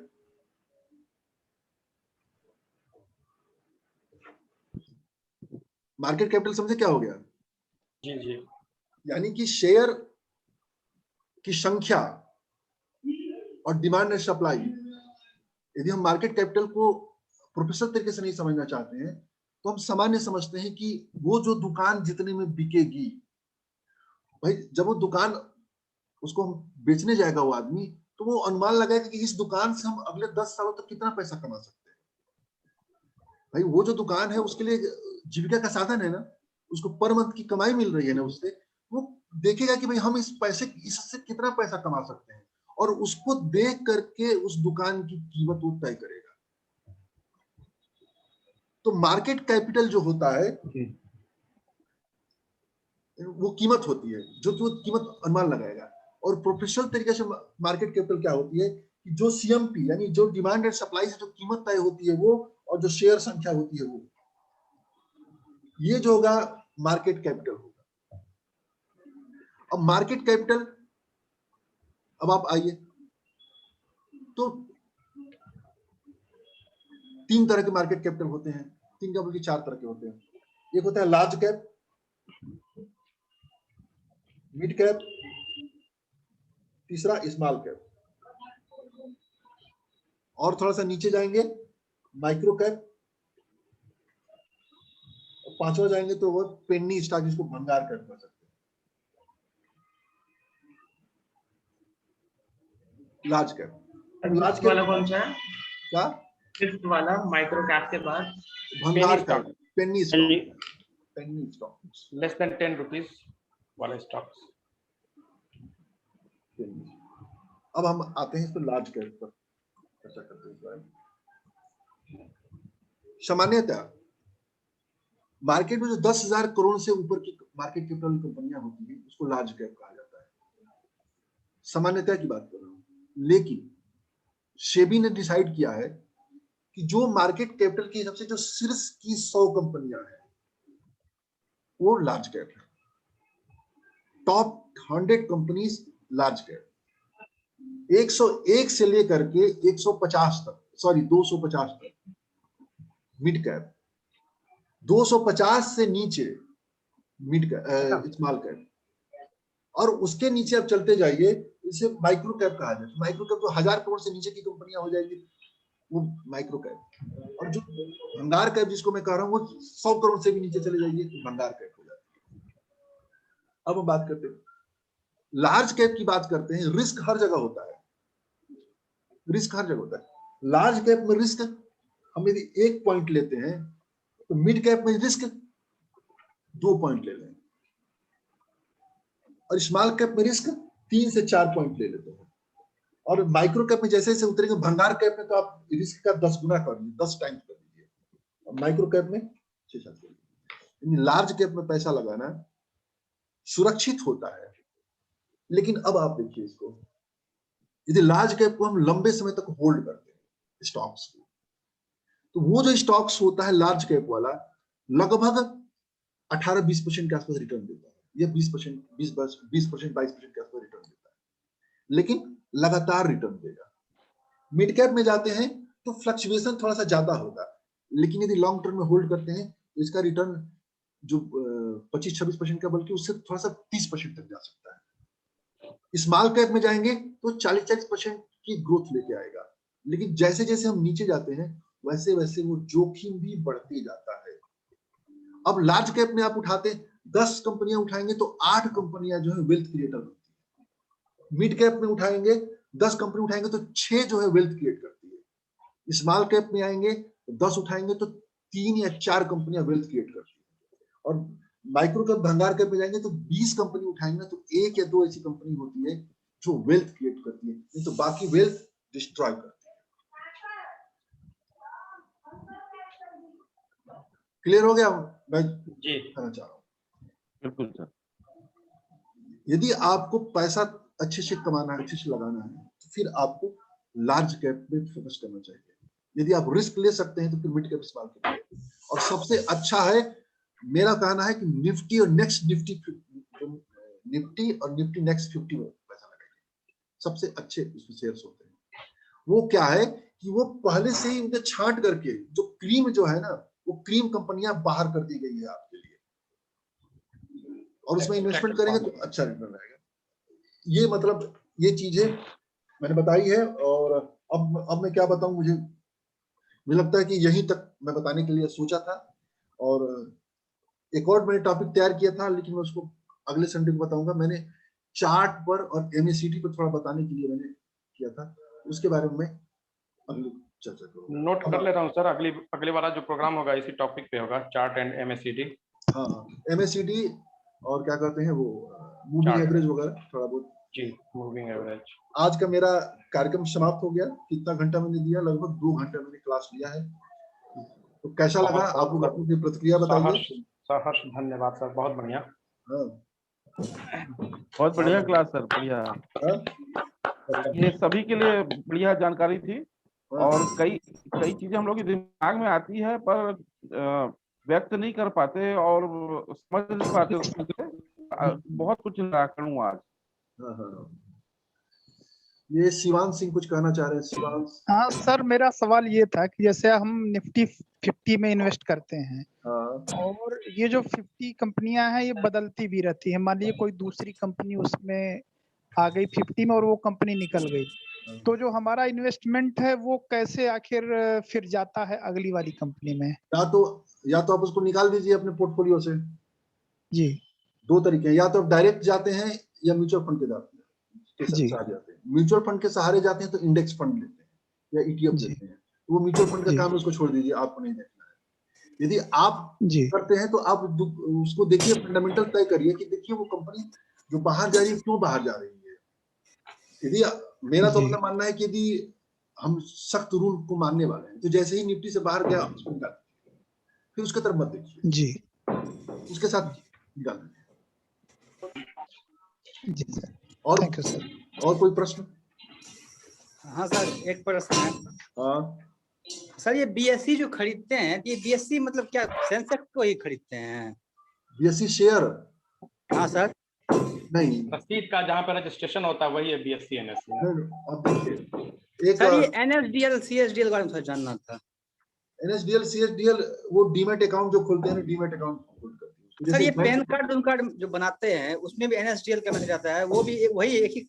हाँ सब वही गवर्नमेंट सर्विसेज है, वो सब चलता रहता है। बहुत ज्यादा वो सब चीजें इस बारे में मत पूछिए, सब छोटे सर के प्रश्न, उसमें हम क्या करें। और क्लास के बारे में बताइए, कुछ जानकारी मिली कि नहीं मिली? हमारा बहुत हद तक जानकारी मिली है। तो और कोई प्रश्न है? इतनी सरलता से आप बताते हैं, सारी चीजें सर क्लियर हो जाती हैं। हाँ सर ये जो लास्ट टॉपिक जो आपने करवाया था सर, मार्केट कैपिटल में, सर आपने डिफरेंट कैपिटल समझाई थी sir, large, middle, small, micro and pennies capital. Sir उसमें सर आप एक लिखवा रहे थे सर, वेल्थ क्रिएटर वाला। आप मतलब एक सर्टेन अमाउंट दे रहे थे, उसके बाद आप एक बता रहे थे कि इतने में से इतनी कंपनी वेल्थ क्रिएटर है, तो सर एक बार आप सर उसमें मेरे को लार्ज कैपिटल वाले का बता दो सर, उसमें से कितनी कंपनी हाँ अभी चीज बताने को आ गया, उसके बारे में कुछ बता, जो बताना चाह रहा था मैं उसको बताना। सर एक बात और है सर, सभी बोलते हैं कि ट्रेडिंग में ज्यादा पैसा कमाना है तो ट्रेडिंग में जाओ, लेकिन जब यहाँ तक मेरा एक्सपीरियंस है अभी 1 साल का, हमको इन्वेस्टिंग ही ज्यादा पैसा दिया है। हमको ये बताइए, तेरे नाम फिल्म आपने देखा है? Yes sir. गजनी आपने फिल्म देखा है? हाँ सर। उसके तरह हेयर कट कटवाया था आपने? नहीं सर, उस समय छोटे थे बहुत, अलाउ नहीं। जो ट्रेडिंग जो होता है ना, तेरे नाम स्टाइल हेयर स्टाइल है। यस, आता है बदलता है, आता है बदलता है, एक ट्रेंड होता है, बस ट्रेंड रहता है, बदलता रहता है। और जो धर्मेंद्र हीरो को देख लीजिए, हेयर स्टाइल अमिताभ हमेशा जैसे थे वैसे ही चल रहा है। इन्वेस्टमेंट जो होता है ना, बहुत आसान होता है, बहुत सरल होता है, हम लोग उसको कॉम्प्लिकेटेड बनाए। बस धैर्य चाहिए। अच्छे बिजनेस को आप होल्ड करिए, आप पाएंगे कि 10 सालों में सर्दिया तौर पे शेयर जो मार्केट आपको 10 अच्छे बिजनेस को होल्ड करिए। आप यदि हमारे फेसबुक से जुड़े होंगे तो मैं तमाम समय पर लिखता रहता हूँ वेल्थ क्रिएटर कंपनी, आप उस पर काम करिए। ट्रेडिंग से आप पर मंथ पैसा कमाना चाहते हैं, इन्वेस्टमेंट से आप वेल्थ क्रिएट करना चाहते हैं। फिर 2 चीजें होती है, एक स्टॉक होता है, दूसरा प्रवाह होता है। स्टॉक मतलब क्या होता है? संग्रह, हम कहीं इकट्ठा करते हैं। जैसे फॉर एग्जाम्पल हमको मान लीजिए कि अगले 5 सालों में कीमत 10 लाख रुपया है, तो हम कहाँ पैसा लगाएं कि अगले 10 सालों में हमारे पास 10 लाख रुपया इकट्ठा हो जाए? That is wealth creation. अब हमको हर महीने 10,000 रुपये निकालना है खर्चे के लिए स्टॉक मार्केट से, दैट इज ट्रेडिंग। वो ट्रेडिंग से करते हैं, ठीक है ना। ट्रेडिंग में होता क्या है कि हम ट्रेडिंग में जो बड़े प्रॉफिट होते हैं ना, वो हम जल्दी काट देते हैं। जैसे बात की जाए HFCL को, आप देखिए तो बहुत सारे लोगों ने HFCL शेयर लिया था 30 रुपए के भाव से, 50 रुपए जाते जाते लोगों ने बेच दिया। होल्ड किसने किया? जो होल्ड करके रखा होगा, आज देखिए 70 रुपए की बहुत। तो इन्वेस्टमेंट हमेशा बेटर होता है ट्रेडिंग से, लेकिन इन्वेस्टमेंट भी हमको समय समय पर निगरानी करते रहना चाहिए। कोई स्टॉक में तो कोई दिक्कत नहीं हुई, कंपनी में तो कोई दिक्कत नहीं हो गई है, उसको देखते रहना चाहिए। तो जब भी हम अच्छे स्टॉक्स लेते हैं, अब हमें स्टॉक्स में इन्वेस्टमेंट जब करते हैं तो कहाँ से शुरुआत करें? मैं बार बार कहता हूँ कि सबसे पहले शुरुआत हमको अपने घर से करनी चाहिए। आप देखिए, घर में जो भी वस्तु आपको दिख रही है, वो वस्तु कहीं ना कहीं से खरीदी गई है, किसी ने किसी उससे पैसा बनाया है। हम भी उससे पैसा बना सकते हैं। अभी मैं 2-4 दिन पहले ही डाला था आयशर मोटर, जिसने बुलेट का शेयर 2021 में, बुलेट आती 17 रुपए का शेयर था, ठीक है ना। आज यदि वो शेयर लिया होता, 51,000 रुपए का बुलेट आया करता था, आज उस बुलेट की कीमत जो है 1.5 लाख रुपया है, लेकिन उस शेयर की कीमत 13 करोड़ रुपया है। आप सोच सकते हैं, यदि आपको बड़े बिजनेस बनाने हैं, आप सक्षम नहीं है पैसा लगाने में, तो चुपचाप क्या करिए कि जो बिजनेस ग्रो कर रहा है, आप उसका कुछ शेयर लेकर के रखिए। अभी मैंने स्टेट बैंक के बारे में कहानी कल परसों फेसबुक पे डाला था, तो पढ़ा था कि नहीं पढ़ा था? हाँ जी, पढ़ा था। जी मैं पढ़ा था सर, मैं पढ़ा था सर। बिल्कुल सर। तो वो वेल्थ क्रिएट होगा। आप सोचिए कि क्या होगा। चलिए मैं एक और कहानी बहुत कहानी से कनेक्ट करेंगे आप लोग। अल्फ्रेड नोबल को कौन कौन जानता है? अल्फ्रेड नोबल को? जी मैं जानता हूँ सर। नोबल को सब जानते हैं, जिसने डायनामाइट का आविष्कार किया हुआ है। जी जी। खबर ये हुई, अफवाह ये फैली स्वीडन में, मर गया, अल्फ्रेड नोबल की डेथ हो गई। दूसरे दिन न्यूज़पेपर में निकला कि लोग मतलब अल्फ्रेड मौत का सौदागर मर गया। अल्फ्रेड नोबल ने जब पढ़ा, दुनिया मुझे मौत के सौदागर नाम से जानेगी, और उसने सोचा कुछ किया जाए, और उसने कुछ किया। आज के डेट में नोबेल पुरस्कार की स्थापना किया। पूरे दुनिया में सबसे सम्मानित जो अवार्ड है नोबेल पुरस्कार, जानते हैं? सबसे ज्यादा पैसा नोबेल पुरस्कार में मिलता है, ठीक है ना। 6 क्षेत्रों में दिया जाता है नोबेल पुरस्कार, सभी लोग जानते हैं। लेकिन क्या कभी आप लोगों ने ध्यान दिया है कि वो पैसा कहाँ से आता है जो नोबेल पुरस्कार मिलता है? अपने देश में जो गांधी शांति पुरस्कार, राजीव गांधी पता नहीं कितनी पुरस्कार फंड से मिलता है। नोबेल पुरस्कार का फंड कहाँ से आता है? सर उसका आप ही ने बताया था सर एक बार मुझे कि उसका कोई इन्वेस्टमेंट क्या हुआ है जिसके इंटरेस्ट उसने जो पैसा कमाया हुआ था ना, उस पैसे कमाए पैसे को उसने फंड में डाल दिया और वो पैसा इतना ग्रो किया कि आज की डेट में उसके ब्याज से अवार्ड दिया जाता है और फंड वो जो करते बरकरार है। अब आप सोचिए, मैं छोटा सा एक प्रैक्टिकल करता हूँ। आप 1 लाख रुपया लगा कर 1 लाख रुपया लगाइए और छोड़ दीजिए। कल्पना करेंगे 50 साल, होता क्या है कि हम लोग क्या है ना कि हम लोग के आगे एक दीवार है, हम लोग अपने जीवन के बाद देख ही नहीं पाते। जो चाहते हैं ना इसी जीवन काल में काट लेना चाहते हैं। बहुत सारे लोग टर्म प्लान इसलिए नहीं लेते कि कौन लेगा यार, मरने के बाद फायदा होगा, मरने के बाद कौन देख रहा है। कार का हम इंश्योरेंस करा लेते हैं, क्यों? क्योंकि खो जाएगा तो हमें एक नई गाड़ी मिल जाएगी, पैसा मिल जाएगा, यही तो सोचते हैं ना। लेकिन जीवन के बारे में हम कभी नहीं सोचते हैं कि जीवन का भी हमारा कोई मूल्य होना चाहिए, इसके बारे में सोचते हैं। एक मैं रफ आइडिया लेके चलता हूँ कि यदि आपने 1 लाख रुपया लगाया, 40 साल 50 साल छोड़ दिया और 25% के दर से ग्रोथ करता रहे, कितना वैल्यू होगी 50 साल बाद? बता सकता है? 300 करोड़ सर। हाँ 300 करोड़। 60 सालों 300 करोड़ 60 सालों बाद 60 सालों बाद बहुत ज्यादा बढ़ता जाएगा सर, लगभग 1 मिनट में कैलकुलेट कर सकता हूँ। अब आप हमको ये बताइए कि क्या 300 करोड़ आपकी संपत्ति हो जाएगी? उस 300 करोड़ में कोई नोबेल पुरस्कार की स्थापना नहीं हो सकती है? क्या उस 300 करोड़ में कोई बहुत बड़ा हॉस्पिटल नहीं चल सकता है? क्या उस 300 करोड़ में बहुत बड़ा इंस्टीट्यूट नहीं चल सकता है? कोई कॉलेज नहीं चल सकता है जहाँ पर लोग?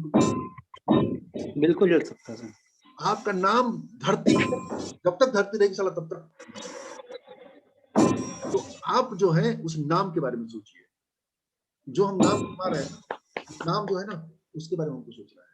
जीवन के बाद एक पुस्तक है, मेरे मृत्यु के बाद कौन रोएगा, वो पढ़िएगा कि आप जीवन के बाद क्या होगा। स्टॉक मार्केट, अभी मैंने कल ही ग्रुप में चर्चा हुई तो यदि 3 साल के लिए पैसा लगाना है तो स्टॉक मार्केट में मत लगाइए। जैसे आप घर बनाते हैं, जैसे प्रॉपर्टी बनाते हैं, उस तरह से share market investing, wealth create. आप परिवार के लिए, अपनी पीढ़ियों के लिए इन्वेस्टमेंट करिए। इन्वेस्टमेंट करेंगे वो मिलेगा। तो आज के लिए उम्मीद है कि मेरा क्लास लेना सफल रहा। Thank you sir. कल संडे को बात करते हैं कुछ नए टॉपिक पर, उससे बात कर लें कुछ। बहुत ही अच्छा था विजय जी, बहुत ही अच्छा लगा आज आपका क्लास। मैं थोड़ा लेट जुड़ पाया लेकिन बहुत ही अच्छी थी। हमने कोई फोटो तो नहीं लिया है? ठीक है। नहीं, रिकॉर्डिंग हो रहा है तो मैं व्हाट्सएप में डाला हूँ सर, एक दो फोटो डाला हूँ व्हाट्सएप में। हाँ धन्यवाद, मिलते हैं फिर। सर एक चीज पूछना था आपसे।